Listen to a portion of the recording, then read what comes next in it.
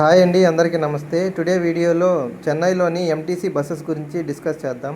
MTC అంటే metropolitan transport corporation. జనరల్గా వీటిని మెట్రో బస్సెస్ అంటారండి.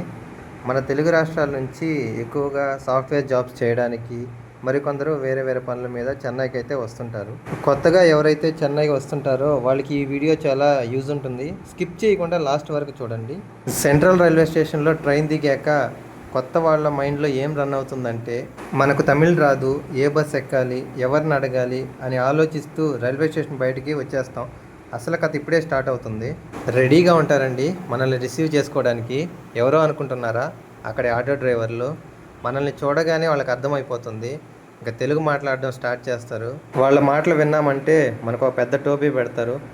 50 రూపీస్తో పోయేదానికి 500 రూపీస్ అయితే తీసేసుకుంటారు. సో ఆటో వాళ్ళ మాటలు విని మోసపోవద్దు. మెట్రో బస్సెస్ యూజ్ చేయడం మంచిది. మనీ కూడా సేవ్ చేసుకోవచ్చు.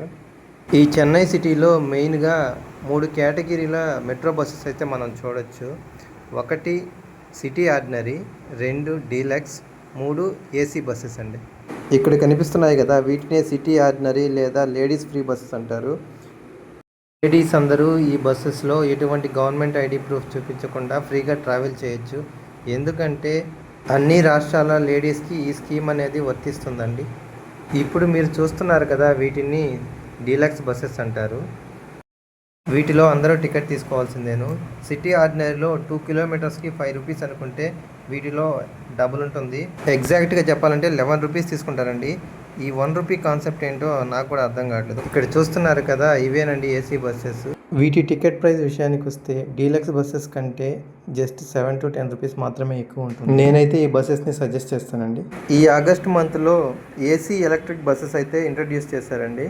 మీరు చూస్తున్నారు కదా, ఇవేనండి. ప్రీమియం లుక్తో సూపర్గా అయితే ఉన్నాయి. వీడియో ఇన్ఫర్మేటివ్గా అనిపిస్తే మీ ఫ్రెండ్స్తో షేర్ చేసి ఒక లైక్ చేసి సబ్స్క్రైబ్ చేసుకోండి. థ్యాంక్స్ అండి. బాయ్.